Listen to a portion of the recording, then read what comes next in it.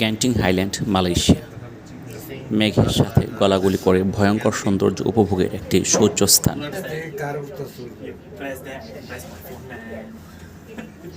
সমতল থেকে এর উচ্চতা প্রায় ৬,০০০ মিটার।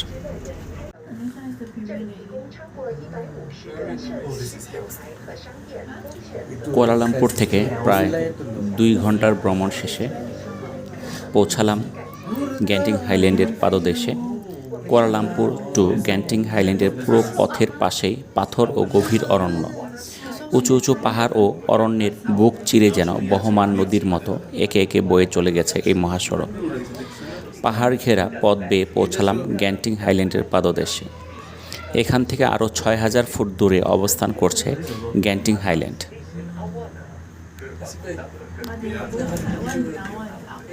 এখানে পৌঁছানোর অন্যতম মাধ্যম কেবল কার। এতে করে যাওয়া আসার জন্য ১৮ রিঙ্গিত গুনতে হয় দর্শনার্থীদের। ১৮ রিঙ্গিত দিয়ে টিকিট কেটে কেবল কারে ওঠার জন্য ট্রেনের মতো লাইন ধরতে হয়। শেষ পর্যন্ত কেবল কারে উঠতে পারলাম। একসঙ্গে ৬ জন করে উঠেছিলাম। এটি ধীরে ধীরে উপরের দিকে উঠতে থাকে। কেবল কারের নিচে পাহাড়ের মাথায় থাকে মেঘের ভেলা। মেঘের এই ভেলা ভেদ করে কেবল কারের পথ চলে। নিচে তাকালে অনেক সময় ভয়ঙ্কর ভূতের মতো লাগে, কারণ মেঘ ঢেকে রেখেছে পাহাড়ের সবুজ বনকে। এছাড়া কেবল কারের নিচে ২ পাহাড়ের গায়ের মাঝখানে গহীন জঙ্গল, সব মিলিয়ে এক ভয়ঙ্কর অবস্থা। কেবল কারের নিচে তাকালে বুক কাঁপে সবার। তারপরও এই ভয়ঙ্কর সৌন্দর্য উপভোগ করতে ভুলেন না মালয়েশিয়া আসা হাজারো দর্শনার্থী।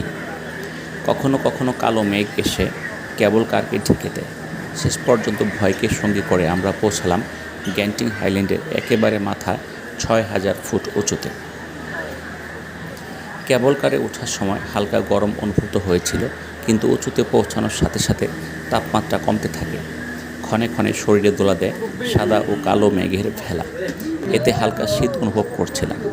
গ্যান্টিং হাইল্যান্ডে যেন রোদ ও মেঘের খেলা নিত্য নৈমিত্তিক ব্যাপার। গ্যান্টিংয়ে উঠতে গিয়ে এক ধরনের ভয় অনুভব করলেও এতে এক ধরনের ভালো লাগাও রয়েছে। গ্যান্টিং হাইল্যান্ডে সব কিছুই রয়েছে। মালয়েশিয়ার দামি দামি শপিং মল, রেস্তোরাঁ ও ফাস্টফুড সহ নিত্য প্রয়োজনীয় সব কিছু। এছাড়া এখানে শিশুদের অন্যতম প্রিয় স্থান। এখানে প্রায় শতাধিক প্রকারের রাইড আছে। রয়েছে থিম পার্ক ও ভূতের আড্ডা।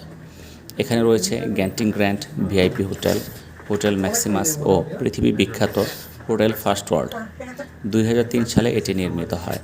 ৬,০০০ ফুট উচ্চতার এই হোটেলটিতে রয়েছে ৬,১১৮টি কক্ষ, যা পৃথিবীর কোনো হোটেলে নেই।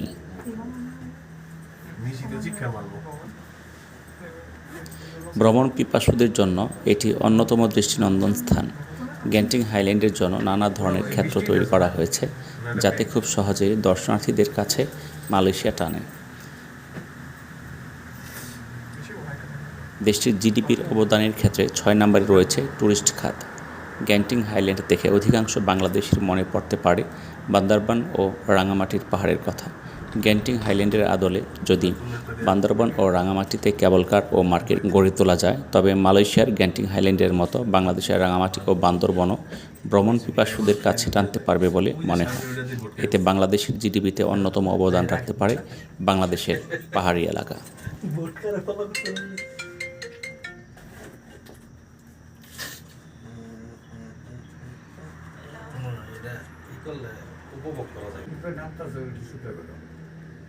গ্যান্টিং হাইল্যান্ড হল উপদ্বীপ মালয়েশিয়ার টিটিওয়াংসা পর্বতমালার উলুকালির চূড়ায় অবস্থিত একটি পাহাড়ি স্টেশন।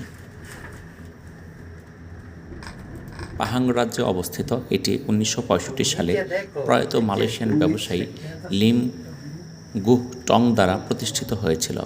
প্রধান পর্যটন আকর্ষণ হল রিসোর্স ওয়ার্ল্ড জেন্টিং, একটি পাহাড়ি রিসোর্ট যেখানে ক্যাসিনো এবং থিম পার্ক অবস্থিত। পাহাংয়ের অনেক আকাশচুম্বী ভবন এখানে পাওয়া যাবে। রাজধানী কুয়ালালামপুরের কাছে একটি পাহাড়ি রিসোর্ট নির্মাণের ধারণাটি মালয়েশিয়ার ব্যবসায়ী লিম গুহ টং থেকে এসেছিলেন। তিনি ১৯৬৩ সালে ক্যামেরন হাইল্যান্ডসের ব্যবসায়িক ভ্রমণের সময় জলবিদ্যুৎ প্রকল্পের জন্য সেখানে একটি জলবিদ্যুৎ প্রকল্পের জন্য অনুপ্রাণিত হয়েছিলেন। যুক্তি ছিল যে ক্যামেরন হাইল্যান্ডস কুয়ালালামপুর থেকে অনেক দূর এবং কুয়ালালামপুরের কাছাকাছি একটি পাহাড়ি রিসোর্ট নির্মাণ করলে চমৎকার ব্যবসায়িক সম্ভাবনা থাকবে। কুয়ালালামপুরের মানচিত্র এবং আশেপাশের এলাকাগুলি অনুসন্ধান করার পর লিম কুয়ালালামপুর থেকে 58 কিলোমিটার দূরে গ্যান্টিং স্যাম্পাতে মাউন্ট উলুকালিকে তার পরিকল্পনার জন্য আদর্শ বলে চিহ্নিত করেন। তিনি রাজনীতিবিদ মোহাম্মদ নোয়াহ উমরের সাথে 27 এপ্রিল 1965 সালে গ্যান্টিং হাইল্যান্ডস বেরহাদ নামে একটি বেসরকারি প্রতিষ্ঠান প্রতিষ্ঠিত করেন। 1965 থেকে 1970 সালের মধ্যে যথাক্রমে 12,000 একর এবং 2,800 একর জমি পাহাং এর সেলাঙ্গড় রাজ্যের সরকারের কাছ থেকে বিচ্ছিন্নতার অনুমোদন লাভ করেন। 1965 সালের 18 আগস্ট একটি কারিগরি ও নির্মাণ দল গ্যান্টিং স্যাম্পাহ থেকে উলুকালি পর্বতের চূড়া পর্যন্ত প্রবেশপথ নির্মাণ শুরু করে। 1969 সালে 31 মার্চ মালয়েশিয়ার প্রথম প্রধানমন্ত্রী টুংকু আব্দুর রহমান কোম্পানির অগ্রণী হোটেলের ভিত্তিপ্রস্তর স্থাপন করেন, যা গ্যান্টিং হাইল্যান্ডস রিসোর্টে প্রবেশপথের কাজ সম্পন্ন করে। একই বছর মালয়েশিয়ার সরকার চূড়ার মাঝখানের একটি এলাকা গুহটং জায়া শহরে রূপান্তরিত করা হয়। 1971 সালে গ্যান্টিং হাইল্যান্ডসে প্রথম হোটেলটি সম্পন্ন হয় এবং এর নামকরণ করা হয় হাইল্যান্ডস হোটেল। তারপর থেকে গ্যান্টিং হাইল্যান্ডস রিসোর্ট সম্প্রসারিত হয়েছে। 2017 সালের মধ্যে আরও 6টি হোটেল নির্মিত হয়েছে। এগুলো হলো granting hotel, Awana resort hotel, Highlands hotel, first world hotel এবং ক্রকফোর্ডস। পাহাড়ের চূড়ায় পরিবহনের জন্য 2টি কেবল কার সিস্টেম তৈরি করা হয়েছিল। 1977 সালে নির্মিত আইওয়ানা স্কাইওয়ে, যার দৈর্ঘ্য 2.8 কিলোমিটার, এবং 1997 সালে নির্মিত গ্যান্টিং স্কাইওয়ে কার সিস্টেম, যার দৈর্ঘ্য 3.38 কিলোমিটার। রিসোর্টটি 1992 সালে granting grand indoor theme park, 1994 সালে গ্যান্টিং আউটডোর থিম পার্ক, 1998 সালে এরিনা অফ স্টার্স এবং 2001 সালে first world plaza indoor theme park চালু করে বিনোদন পার্ক এবং বিনোদন শিল্পে প্রবেশ করে। 2013 সালে গ্যান্টিং গ্রুপ গ্যান্টিং হাইল্যান্ডসে হোটেল, থিম পার্ক এবং অবকাঠামো উন্নয়ন, সম্প্রসারণ, বর্ধন ও সংস্কারের জন্য গ্যান্টিং ইন্টিগ্রেটেড ট্যুরিজম প্ল্যান নামে একটি 10 বছরের মাস্টার প্ল্যান বাস্তবায়ন করে।